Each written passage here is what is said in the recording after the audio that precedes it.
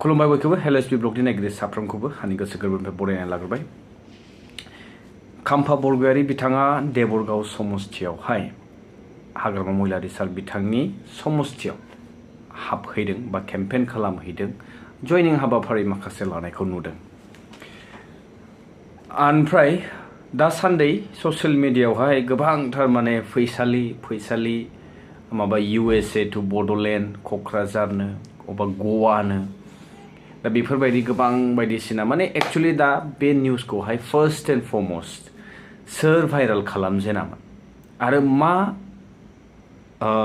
बेनिफिशियेल बा जों बे जितु फैसालिनि जि स्ट'रि बे गावनि पार्सनेल पार्सपेक्टिभ, गावनि पार्सनेल लाइफ मा जादों जायाखै, गावसोर न'खर मोनसेनि गेजेरावहाय बेखौ कमप्रमाइज खालामलायनायनि गेजेरजों सर्ट आउट खालामनो हायो। दा बेखौ समाजावहाय बोबथिंबाय थानानै, बुंथिंबाय थानानै, फोसावफ्लेबाय थानानै बेजों नोंनि आंनि बा बिथांमोननि माबा मोनसे मुलाम्फा जागोन नामा? ओंखायनो बे बेसलेस टपिक होननानै सानो जाय बेनि फारसे कन्टेन्ट लाबोबाय थादों, आं सानो मिनिंलेस। बेनिखायनो आं बेखौ बेयावनो स्टप खालामबाय। आं बेनि एख' पस्टारबो होखायाखै, थाम्बनेइलावबो होआखै। जेन हक बेखौ बाद दोनथ'दो। खाम्फा बरगयारि सारा देबरगावआव हाबैनानैहाय मा बुंदों बुङाखै बेखौ नोंथांमोना नुलांगोन। बेनि सिगां आंनि फारसे फंनैसो बाथ्रा नोंथांमोनजों शेयार खालामनानै सानदों। देबरगाव समस्ति हिसाबै, देबरगाव समस्तिनि रायजो राजा नोंथांमोननिसिम जों बयबो बर' हारि हिसाबै मोनसे खौसेथिखौ जों बयबो लुबैयो आरो बयनिबो जौगानायखौ जों बयबो लुबैयो। दा थिग बेबायदिनो देबरगावनि रायजो राजा नोंथांमोन बायदि लाक्कि रायजो खुंनो हानाय हयथ' जोंनि बिटिसि ओनसोलावहाय बे 17 बोसोराव जि नोंथांमोना जि सुबिदा मोनदों, नोंथांमोना मोनसे लाक्कि सम बारबोबाय चिफ मोननो थाखाय। लाक्कि होननानै आङो मानो बुंदों, नोंथांमोना 17 बोसोर बिटिसिनि गाहाय मावफुंगिरि बे बिबानखौ, बे पावारखौ, बे पजिशनखौ जे मोनदों समस्ति हिसाबै मेल्ला खामानि मावनो हाबावगोन जुदि नोंथांमोननि समस्तिनिफ्राय सोरबा चिफ जानो हानाय दैदेनगिरि नोंथांमोना जुदि हाग्रामा महिलारि सारनिख्रुइ साबसिन नुहुरदोंब्ला बेवहाय जोंहा बुंनांगौ एख' गैया।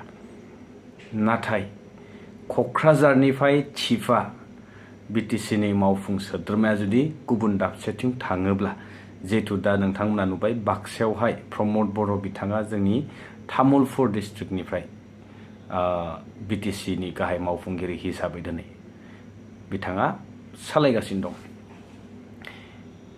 दा बेबायदिनो क'क्राझार हिसाबै दिनै देबरगावनिफ्राय जा हाग्रामा महिलारि सार बिथाङा जे दासिम मोनसे गोख्रों पजिशनावनो दङ, आं सानो बांद्राय बेले बेजे बुंनो सानाखै। आं सानो देबरगाव समस्तियाव जाय बिथाङा दिनै चिफ जानो हानायनि खेमथा दङ, बे हाग्रामा महिलारि सारनि अनगा आरो बाखि गुबुनखौहाय बेवहाय सुइटेबल जागोन होननानै आं सानाखै।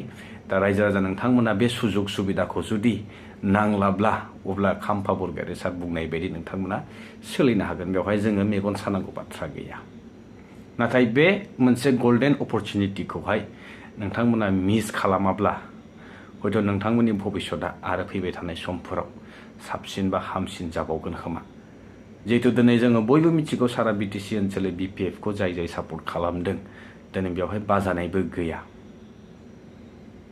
दा बे हिसाबै देबरगाव समस्ति हिसाबै नोंथांमोना बेखौ एसे साननानै नायनांगोन, बुजिनांगोन मा बायदि लामाजों बा मा खालामनाया गाहाम बा गाहाम नङा। दा जेन हक नोंथांमोना बेनि फारसे देबरगाव समस्ति हिसाबै मा सानो नोंथांमोना कमेन्ट्सनि गेजेरजों फोरमायहरनो हागोन।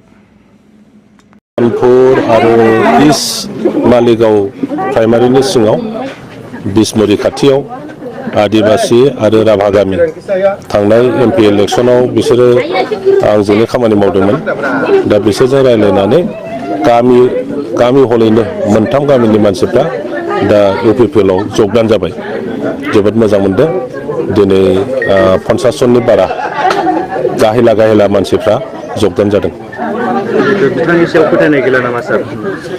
दाथ' बिटिसिनि रायजो राजाफ्रा BPFनि प्रति आस्थाखौ गोमाबाय आरो बेखायनो UPPL नि जि खामानि मावनो लानाय हाबाफारिफोर बेखौ मिन्थिनायनि उनावहाय नुनायनि उनावहाय दा दैदेनगिरिफोर गामिनि गाहेलाफोर समाजनि गाहेलाफोर आरो समाजनि गुबुन गुबुन बायदिसिना फसंथानफोर गैया होमबा बे फसंथानफोरनि दैदेनगिरिफ्रा गासिबो UPPL जगदान खालामनो थाखाय बयबो थाग थियारि खाजोब्बाय काउन्सिल बिसायख'थियाव जे हाग्रामा महिलारिया बे गावनि बियाखौ जेनगोन आरो नामा सार जेनगोन देरहागोनखौ आं दा बुङा